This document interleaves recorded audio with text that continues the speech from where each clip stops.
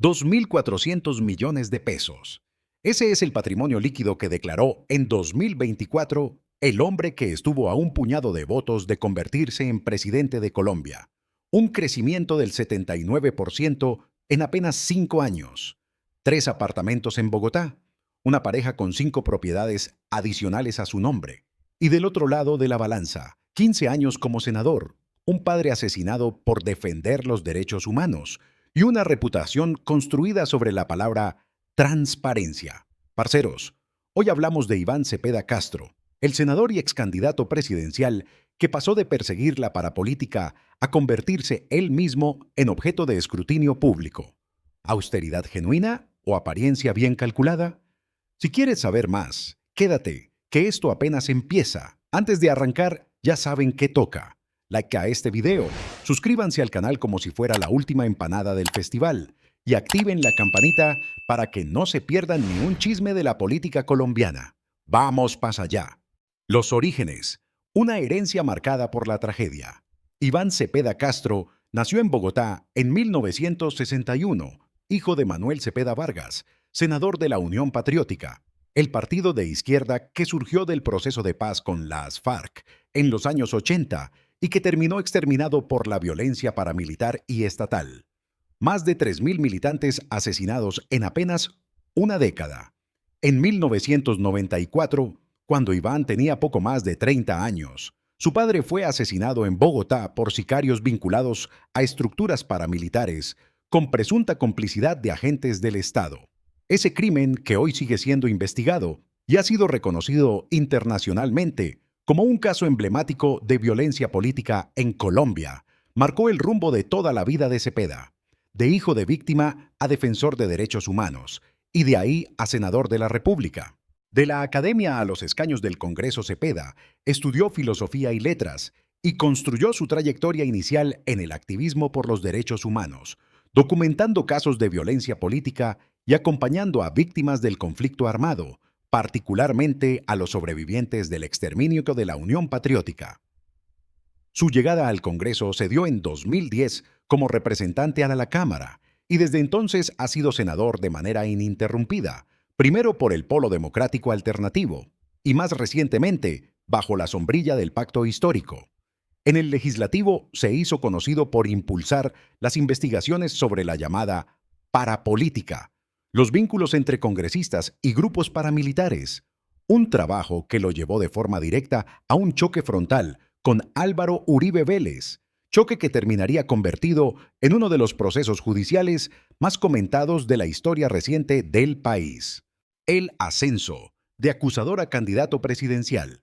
A diferencia de otros políticos que suben por la vía tradicional de alcaldías o gobernaciones, Cepeda construyó su capital político casi exclusivamente desde el Congreso y los estrados judiciales. Fue él quien, en 2012, presentó ante la Corte Suprema una denuncia contra Uribe por presunta manipulación de testigos, un proceso que con los años se transformaría en el escándalo inverso. La Fiscalía terminó acusando al propio Uribe de fraude procesal y soborno. Ese enfrentamiento de más de una década catapultó a Cepeda como una de las figuras más visibles de la izquierda colombiana, hasta el punto de convertirse en el candidato presidencial del Pacto Histórico para las elecciones de 2026. Cepeda llegó a la segunda vuelta del 21 de junio de 2026 como el heredero natural del proyecto de Gustavo Petro, en una contienda que terminó siendo una de las más reñidas de la historia reciente del país. Perdió frente al candidato de derecha Abelardo de la Espriella por un margen mínimo, apenas un punto porcentual de diferencia. De la Espriella asumió la presidencia el 7 de agosto de 2026 y Cepeda regresó a su curul en el Senado. Propiedades y estilo de vida. Según sus declaraciones de renta más recientes, Cepeda es propietario de 3 bienes inmuebles en Bogotá, ubicados en las localidades de Teusaquillo y Usaquén, con un valor declarado conjunto cercano a los 1.050 millones de pesos. A eso se suman 2 bienes muebles que suman poco más de 1.130 millones de pesos.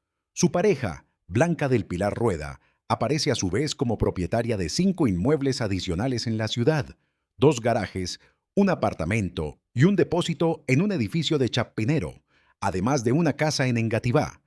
Nada que se acerque a las haciendas de miles de hectáreas de otros protagonistas de esta serie, pero suficiente para que algunos medios empezaran a hacerse preguntas sobre el ritmo de crecimiento de ese patrimonio. Gustos caros o vida de asalariado público. Acá no vamos a encontrar relojes suizos ni haciendas ganaderas.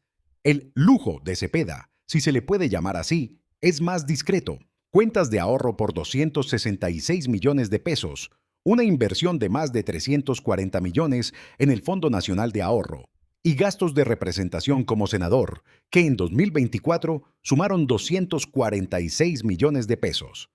Algunos medios, como El Tiempo, pusieron la lupa sobre el crecimiento de su patrimonio líquido.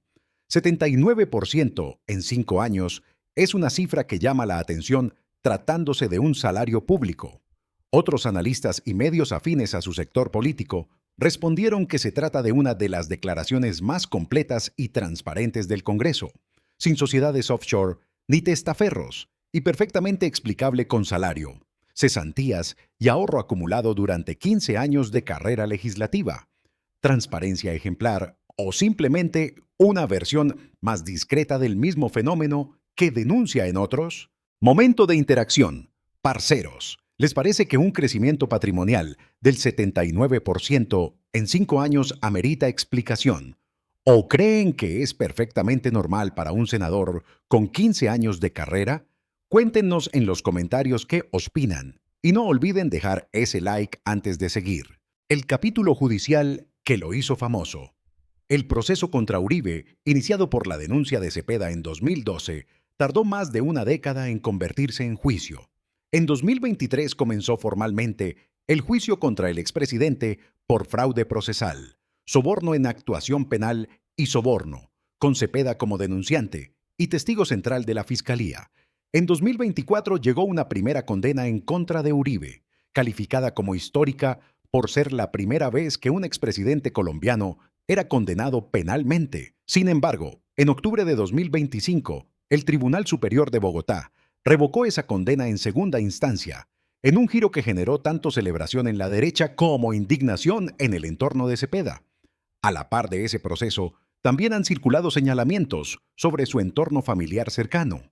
Su hermana fue contratista del distrito en 2015 durante la alcaldía de Gustavo Petro, y su esposa se desempeña desde 2018 como asesora en la Unidad de Investigación y Acusación de la JEP, datos que sus críticos usan para cuestionar la independencia de su discurso anticorrupción. El poder del dinero a otra escala. Mientras otros protagonistas de esta serie manejan patrimonios que se cuentan en miles de millones respaldados por tierra y negocios familiares, el de Cepeda se mueve en una escala distinta. 2.400 millones de pesos construidos, según sus declaraciones, casi en su totalidad con salario público, cesantías, arriendos y ahorro programado. No hay finca, no hay flota de vehículos, no hay reloj que se haya vuelto viral. Lo que sí hay es una pregunta que sus críticos insisten en hacer. ¿Es posible acumular semejante patrimonio únicamente con un sueldo de senador? ¿O la cifra oculta algo que la declaración no cuenta? El contraste con su propio discurso. Cepeda ha construido toda su carrera política sobre la bandera de la transparencia y la lucha contra la corrupción y los vínculos oscuros entre política y dinero. Esa misma bandera es la que ahora sus críticos usan en su contra cada vez que aparece una nueva cifra sobre su patrimonio. Sus defensores insisten en que no hay ningún misterio. Todo está declarado, todo es salario acumulado. Y compararlo con los grandes patrimonios de la política tradicional colombiana es, según ellos, una falsa equivalencia. Sus detractores, en cambio, sostienen que ningún político debería estar exento de la misma lupa que él mismo ha usado contra otros.